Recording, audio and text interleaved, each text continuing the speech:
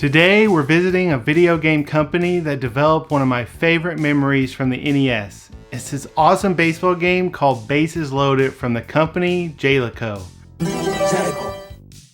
Jaleco had a decent amount of games for the NES and some other consoles, but what happened to Jaleco? Let's find out, but first I want to say thanks to all my current subscribers. Your support really means a lot to me.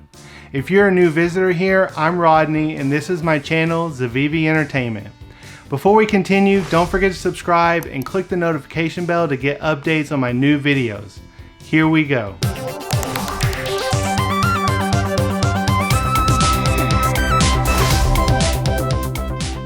Jaleco was a video game developer and publisher founded in 1974 as the Japan Leisure Company.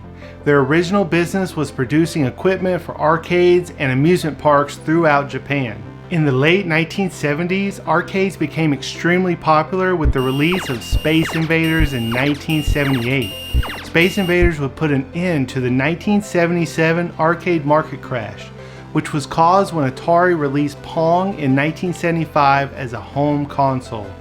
Space Invaders was so popular that it caused a nationwide coin shortage in Japan and would pave the way for other arcade successes such as Pac-Man, Galaga, Frogger, Donkey Kong, and many more. Jaleco was already involved in arcade equipment that still exists to this day, and while arcades in America have for the most part faded away with a few exceptions such as arcade bars that have risen up in the last few years, they are still very popular in Japan. In 1982, Jaleco decided to enter the arcade video game industry as a developer. Some of the earliest arcade releases are games such as Naughty Boy and Pop Flamer. In Naughty Boy, your objective is to score points by throwing objects at enemies and other objects such as flags. If you destroy all the flags, you destroy the castle. In Pop Flamer, you play as a mouse that must avoid enemies while using a flamethrower to kill the enemies and pop balloons. In 1983, Japan Leisure Company would change its name to Jaleco. They would continue making arcade games such as Aquarium in 1983 and Formation Z in 1984. Aquarium is a vertical scrolling shooter arcade game. The player controls a spaceship that must destroy the enemies.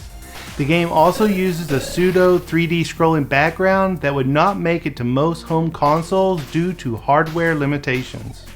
Formation Z is a side-scrolling shoot-'em-up arcade game. The game takes place in the year 2701 and the player controls a robot as it tries to destroy an alien superweapon from reaching Earth. In 1985, Jaleco would release an arcade video game called City Connection.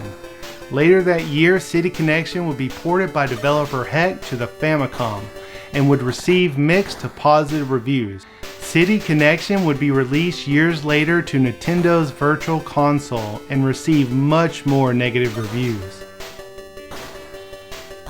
In City Connection, the player drives a Honda City hatchback and must paint the highway in well-known cities across the world, all while being pursued by police cars. Released in 1987 is Psychic 5, a 2D arcade platformer. The game has gained a cult following due to the difficult to find secret bonuses and anime characters. The player can change characters for different strengths and abilities and destroy enemies and objects with a mallet. Stage is complete once the demon boss at the end is defeated. Also in 1987, a game called Budosan was released, also known as Mr. Pig and Bombers. You play as a pig and your objective is to destroy the other pigs by throwing bombs at them. This is where things get a little strange for Jaleco. In the mid-1980s, they began production of Aquarium tank equipment, which was released under the brand name JAQNO. All I was able to find about this company was some photos of some aquarium tank filters. There's nothing else to say because I found no other mentions of this brand or division. In 1987, a video game called Bases Loaded hit the arcade scene. Bases Loaded was different from the NES baseball and RBI baseball as it showed the pitch from a third-person perspective behind the pitcher. This was not the first time this televised style depiction was used. It was previously used in Intellivision's World Series Baseball in 1983 and then again in Alcala's Hardball in 1985. Since the game didn't have a license from Major League Baseball, the 12 teams used were all fictitious. Later in 1987, Bases Loaded would be ported to the Famicom, and in 1988 it would be ported to the NES. Jaleco would only develop the arcade version of Bases Loaded, and a developer named Toes would develop the rest of the Bases Loaded games, including the Bases Loaded 1 port for the Famicom and the NES. Toes has a reputation for being a ghost developer, with developing such games as Tetris 2 for the Super Nintendo, Dragon Warrior 1, 2, and 3 for the Game Boy Color, multiple Dragon Ball Z games for the Super Nintendo, Resident Evil Code Veronica for Sega Dreamcast, and many more. Games such as Astyanax were originally developed by Jaleco as an arcade game, but all the ports were developed by other companies, with Jaleco only handling the publishing. Jaleco published multiple other games for the Famicom and the NES, such as Astyanax, Cyberball, Goal 1 and 2, The Last Ninja, Metal Mech, Pinball Quest, Pro Sport Hockey, Racket Attack, Rampart, Robo Warrior, Shatterhand, Total Rad, North America's Maniac Mansion. The Japanese version of Maniac Mansion was actually ported by Jaleco's development team. In 1990, they would release Cisco Heat, an arcade racing game where the player takes control of a squad car and races through the streets of San Francisco. Also in 1990, they would release another game called Rodland. Yes, I have a game named after me. And Jaleco would go on to port it to the NES in 1992. In Rodland, the player controls one of two fairies called Tam and Rit. Each character is equipped with a magic wand, also known as a rod. The next NES game Jaleco would develop and release is a game called Wampum, which was released in Japan in 1990 and North America in early 1991. Wampum is a 2D action platformer, and similar to Mega Man and 8 Eyes, the stages can be played in any order after completing the first stage. As an interesting side bit, the name Wampum is a pun based on wampum, which are white beads used by Native American tribes for trading purposes. Nintendo Power gave the game a rating of 3.1 out of 5. Jaleco had two big games in 1991. The first one was Earth Defense Force, which has been met with moderate reviews and was ported to numerous systems, such as the Super Nintendo, Wii Virtual Console, iPhone and iPad, and the Wii U Virtual Console. The other big arcade game in 1991 by Jaleco was a game called Grand Prix Star, which was a side-by-side racing game which provided a rumbling seat, steering wheel, and pedals. The game would spawn two other games similar to it, such as F1 Super Battle and Junior Grand Prix Star 2. Also in 1991, Jaleco developed and published Fortified Zone and Battle Unit Z-Off for the Game Boy. In Fortified Zone, the player can switch between two characters as they infiltrate a fortified zone. Battle Unit Z-Off is a side-scrolling shooter where the player takes control of a mecha. While working on a plan to release Battle Unit Z-Off in the US and Europe, they initially considered changing the name to Jetpack because they thought Battle Unit Z-Off sounded too foreign and felt American audiences wouldn't buy it.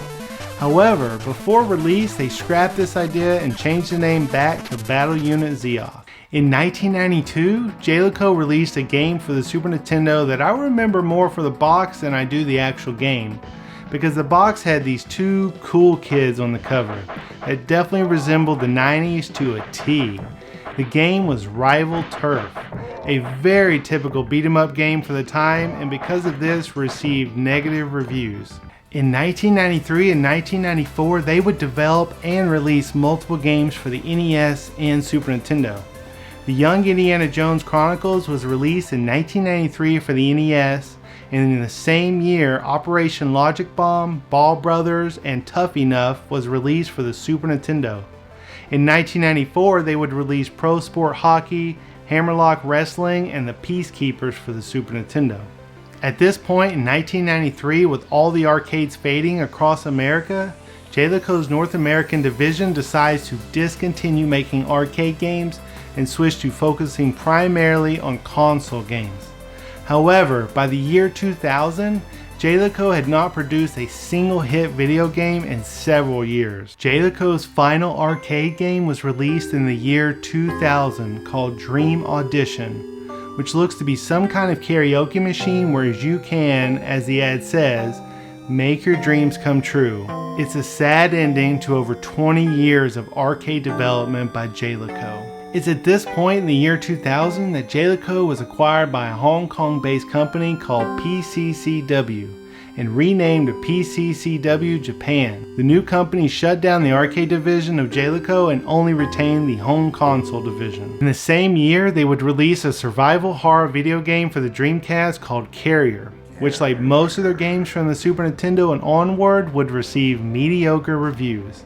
As a side note, a sequel for Carrier was planned for the PlayStation but cancelled. In April 2001, PCCW Japan purchased VR1 Group, which was a holder of a North American MMO developer called VR1 Entertainment, known for two MMO games called Evernight and Ultra Corps.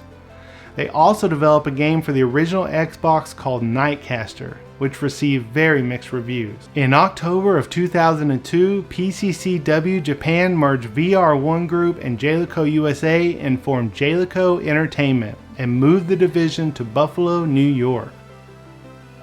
Also in 2002, they would release probably the most interesting and laughable game in this video. The game is called Trailer Park Tycoon.